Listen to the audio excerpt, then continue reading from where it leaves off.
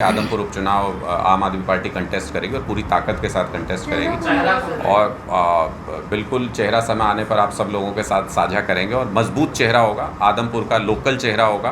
और किसी पार्टी से आपका कोई पुराना कार्यकर्ता रहेगा? देखिए, कोई भी हो सकता है। हम इंपोर्ट करने का मतलब ये कि हमारे पास अगर कोई भी लीडर ये रिक्वेस्ट लेकर के आता है कि वो आम आदमी पार्टी की विचारधारा से जुड़ना चाहता है तो आम आदमी पार्टी अच्छे लोगों का हमेशा स्वागत करती है, चाहे वो किसी भी विचारधारा से आए, कहीं से भी आए। हमारे मकसद सिर्फ ये होता है कि हम बैकग्राउंड चेक करके ये इंश्योर कर दें कि लोग जब झाड़ू के सिंबल पर ट्रस्ट करें, लोग जब अरविंद केजरीवाल जी के कैंडिडेट पर ट्रस्ट करें तो उनके साथ धोखा ना हो किसी भी तरीके का।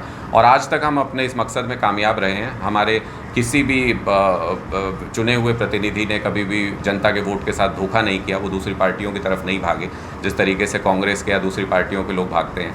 तो वो जस्टिस हो सके लोगों के वोट के साथ, ये प्रयत्न रहता है हमारा। दो चीज़ें इंश्योर कर सकते हैं, एक कि बहुत साफ़ सुथरी छवि वाला व्यक्ति होगा और दूसरा कि आदमपुर के लोगों के बीच में से एक आम आदमी होगा जो ये चुनाव लड़ेगा, बड़ी बड़ी हस्तियों के खिलाफ लड़ेगा। और आदमपुर उपचुनाव में हम न सिर्फ परिवारवाद को बल्कि दोस्तवाद को भी हरा करके दिखाएंगे। जिस बीजेपी को आम आदमी पार्टी खोजती है तो क्या बीजेपी से भी कोई कैंडिडेट आपके पास आ सकता है चुनाव? देखिए, हमारी भारतीय जनता पार्टी से कोई पारिवारिक लड़ाई मेरी नहीं है या मेरे किसी नेता की नहीं है या हमारे पार्टी की नहीं है कि हमारी किसी उनके नेता से, मोदी जी से हमारी बहुत दुश्मनी हो पारिवारिक, ऐसा नहीं है। या उनके अमित शाह जी से हमारी पारिवारिक दुश्मनी हो, ऐसा नहीं है। हमको उनकी नीतियां नहीं पसंद है, वो देश के खिलाफ है उनकी नीतियां। जिस तरीके से वो काम कर रहे हैं, जिन नीतियों पर चल रहे हैं, वो देश को बर्बाद करने वाली नीतियां हैं। तो किसी भी पार्टी से, मैंने आपको कहा स्पष्ट तौर पर कि स्वच्छ छवि वाला व्यक्ति, स्थानीय व्यक्ति होना चाहिए, लोगों के बीच से होना चाहिए, आम आदमी होना चाहिए, करप्ट नहीं होना चाहिए किसी भी तरीके से। तो वो बिल्कुल वो कहीं से भी हो सकता है। आप जिस भी व्यक्ति ने झाड़ू थाम लिया है या जो भी हमारे सिंबल पर चुना गया है, मैं आप खुली चुनौती देता हूं आप सारे लोगों को भी और सारे पॉलिटिकल पार्टियों को भी। हमने पंजाब में भी ये किया। अगर हमें करप्शन का पता चले तो पहले लोग हम होते हैं जो हमारे लोगों पर एक्शन लेते हैं। दूसरी पार्टियों की तरह नहीं कि आप जांच नहीं कराएंगे अगर। और अब जब बीजेपी जांच करा रही है हमारे दिल्ली में तमाम नेताओं के खिलाफ, हमने कभी उसका विरोध किया हो?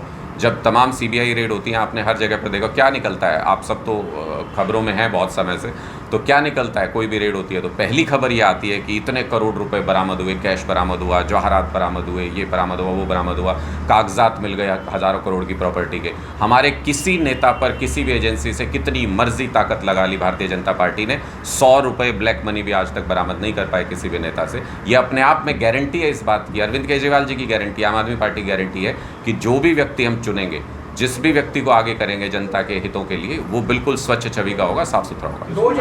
इसको मान लिया जाए कि ये ईमानदारी है या तो हाथ की सफाई करने के बाद भी पकड़े नहीं जाते? देखिए, अगर आप इसको हाथ की सफाई मानते हैं और हम अगर मोदी जी को, अमित शाह जी को और उनकी तमाम एजेंसियों को मूर्ख बनाने में कामयाब हो रहे हैं तो इस बात का श्रेय आपको हमको देना चाहिए और मान लेना चाहिए कि भारतीय जनता पार्टी और उनके तमाम नेता, उनकी तमाम एजेंसीज किसी काबिल नहीं है। उनको तुरंत सत्ता छोड़ देनी चाहिए, तुरंत उनको रिज़ाइन कर देना चाहिए। मैं आप सबसे रिक्वेस्ट करूंगा कि अगर आप इसको हाथ की सफाई मानते हैं और हम बच कर निकल पा रहे हैं तो आप सबको आज अपने अपने चैनल्स पर मोदी जी से इस्तीफा मांगना चाहिए, क्योंकि उनकी एजेंसीज नाकाम हो गई हैं बुरी तरह से। वो तो पकड़ ही नहीं पा रहे किसी को। मेक इंडिया नंबर 1 बनाने का आपने अभियान शुरू किया है, करने जा रहे हैं 8 तारीख से, पर लेकिन क्या आपके तो 2 स्टेट में सरकार है, कहाँ तो स्टेट को नंबर 1 बना चुके हैं?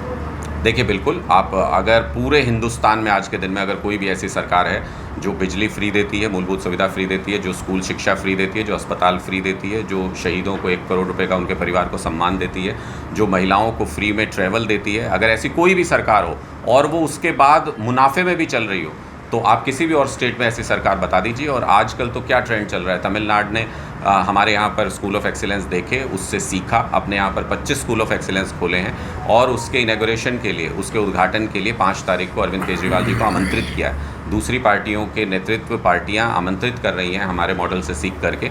और उसके साथ साथ आप बिहार में देखिए, नीतीश कुमार जी के शिक्षा मंत्री, उन्होंने खुद कहा कि हमको लग रहा है कि बहुत अच्छा शिक्षा मॉडल है दिल्ली में और हम भी वहाँ से सीखेंगे, अपने यहाँ पर भी इम्प्लीमेंट करेंगे। तो ये मेक इंडिया नंबर 1 मिशन को हम इसलिए बोलते हैं कि अबव पार्टी लाइन है, क्योंकि अरविंद केजरीवाल जी बोलते हैं 130 करोड़ भारतीयों को जोड़ना है। अगर कोई अच्छी बातें हमसे सीख सकता है तो सीखे, हम स्वागत करते हैं, हम अपने यहाँ पे बुलाकर सिखाने को तैयार हैं। 30 करोड़ भारतीयों को जोड़ना है, तीसरा थर्ड फ्रंट को जोड़ने की बात हो रही है, क्योंकि बिहार में नीतीश सरकार पहले भी थी, पर लेकिन उन्होंने उससे पहले कभी भी तो ये नहीं कहा कि दिल्ली का मॉडल है बहुत अच्छा है। देखिए, ये सरकार बदलते ही बीजेपी का साथ छोड़ते ही अच्छा क्यों नजर आने लगा? क्योंकि उन्होंने उस नज़र से देखना शुरू किया कि उनकी जो विचारधारा है वो लोगों तक नहीं पहुंच पा रही है, उनका जो काम करने का तरीका है वो लोगों को फ़ायदा नहीं दे पा रहा है। तो उन्होंने हर व्यक्ति ये करता है कि जब मेरा जो काम करने का तरीका है अगर वो नहीं चल पा रहा है तो मैं अपने आसपास देखता हूँ कि कौन है जो अच्छे से काम कर रहा है। तो जब उन्होंने नज़र घुमा करके देखा, उनको पूरे हिंदुस्तान में दिल्ली की सरकार नज़र आई, दिल्ली के लोग नज़र आए कि किस तरीके से वो फ़ायदा उनको मिल रहा है हमारी सरकार की नीतियों का, और वहाँ से उन्होंने सीखने की बात कही। तो उसमें कुछ गलत नहीं है।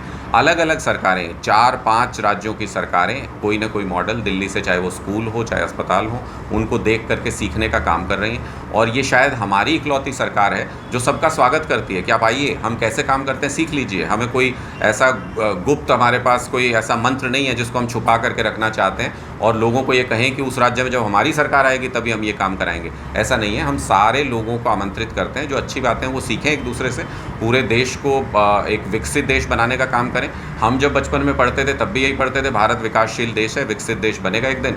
आज हमारे बच्चे भी यही पढ़ते हैं कि भारत विकासशील देश है, विकसित देश बनेगा। लेकिन कब बनेगा? अगर ये भारतीय जनता पार्टी का जो दोस्तवाद है और कांग्रेस का परिवारवाद इसी तरह से चलता रहा तो ये अगली 1 सदी में भी नहीं बन पाएगा। इसलिए हमको मेहनत करने की ज़रूरत है। अगर हम मूलभूत सुविधाएं पूरे देश को मुफ्त में उपलब्ध कराएं और वर्ल्ड क्लास उपलब्ध कराएं, अच्छी शिक्षा उपलब्ध कराएं, स्वास्थ्य उपलब्ध कराएं, तो वो विकसित देश भारत बहुत जल्द बन सकता है। और इसीलिए ये मेक इंडिया नंबर 1 मिशन का लॉन्च